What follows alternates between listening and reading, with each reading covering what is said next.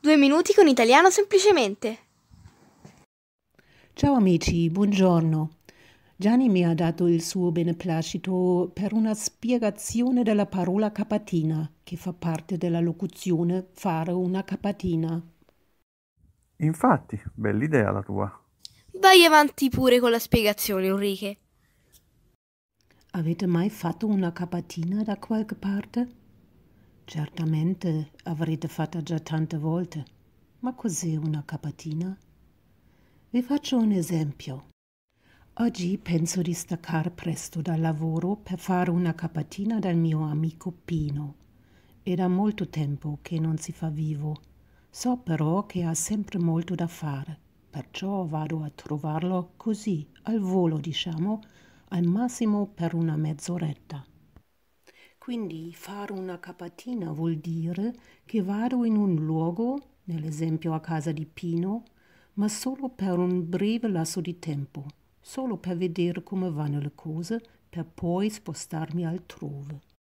Potrei anche dire a Pino: senti Pino, stasera ho da fare delle cose nelle tue vicinanze. Vorrei cogliere l'occasione per fare un salto da te. Ti va?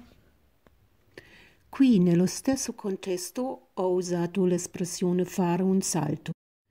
Un salto è un movimento con cui ci si solleva da terra con un balzo, rimanendo per un attimo sospesi in aria e ricadendo subito dopo. C'è sempre l'idea della velocità, proprio come la capatina, che ovviamente non è un salto in alto, ma è comunque un movimento da un posto ad un altro per breve tempo, per un attimo appunto. Una visitina, potremmo anche dire. Sì, Gianni, come visitina. Avrei potuto dire anche: ciao Pino, mi trovo vicina a casa tua, potrei venire a trovarti per un attimo? Stesso significato anche in questo caso. La parola è capatina. Questa ina alla fine della parola indica che si tratti di un diminutivo, e infatti lo è. Visita, visitina, capata, capatina. Avrei potuto dire anche: stasera farò una cappata da Pino o una breve cappata, ma più familiare, più in uso è capatina, più carina anche, no?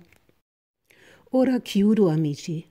Infatti ho visto che ci sono i saldi di stagione, ragion per cui farò una capatina in città. Vi ringrazio che vi siete ritagliati del tempo per una capatina alla rubrica 2 minuti con italiano semplicemente. Alla prossima! Anche scappatina e puntatina sono abbastanza simili, che ne dite? Sì, scappatina e puntatina, hai ragione, molto simili a capatina, diciamo pure sinonimi.